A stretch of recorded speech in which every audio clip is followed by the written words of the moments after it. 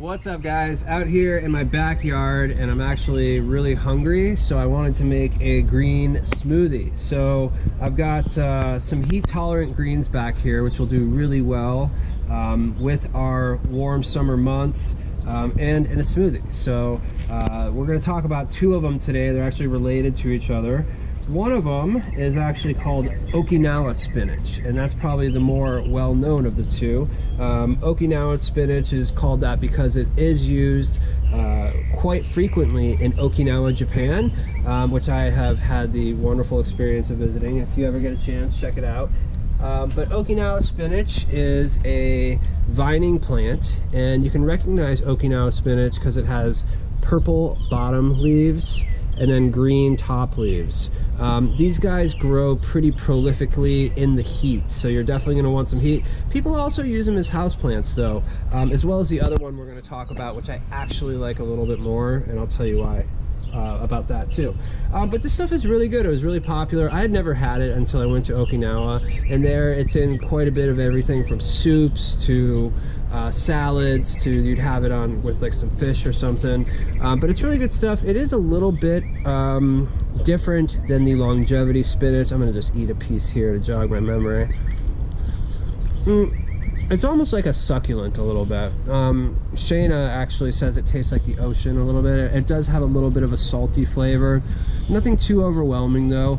I made a salad with it last night, or with the longevity spinach, which is very similar. But again, I just like how it grows better. And you know, it's not my favorite, but I could definitely eat it. So another thing here is the longevity spinach. And one thing about the longevity spinach that I like is it tends to get a little bit bigger leaf and grow a little bit more prolifically. And so what it does is it shoots out these long vines.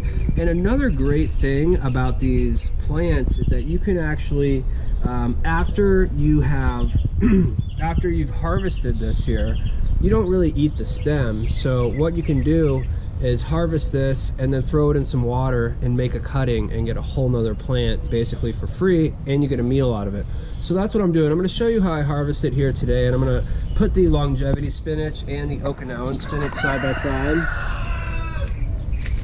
Alright, and this one's kind of been on the ground a little bit.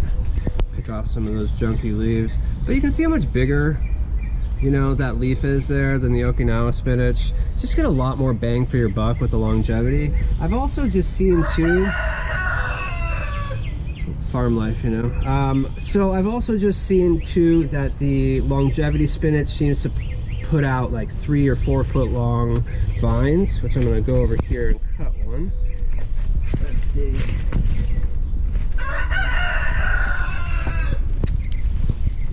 And so, you know, just from this here, I'll get enough for my smoothie. You know, here's this whole plant that's really like a nice ground cover. Doesn't grow too tall. I think this one is more growing tall because it is trying to find the light here. We're on the east side of the house.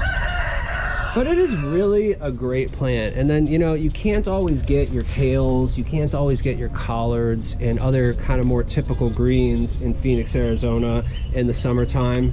So this is a really good one to check out. And then we'll go ahead and show you how we're going to utilize these stems and propagate it. This freaking rooster, my goodness. So yeah, stay tuned, be right back. Alright guys, so in the kitchen, we got a lot going on here, so sorry it's a little messy, but I just wanted to show you guys, this is my smoothie I'm making, or part of it. I put the greens in here, and basically I just wanted to show you how you can get more free plants from your longevity spinach vines. So here is one of the vines I picked off, and basically what I'm going to do now is continue to pull these greens off, just like this, and I'm gonna just leave one here because honestly these guys are pretty resilient. And basically what we're doing is we're putting them in this water here, or in this one I put it in a vase with some little kind of glass beads in there, kind of act as a place for it to grow roots. But basically, if you just put this in a sunny window, it's going to grow roots, and you can take this after it's grown some roots and put it in another space. So, you know, we're getting our smoothie on here, we're making extra plants. I really can't say enough good stuff about this.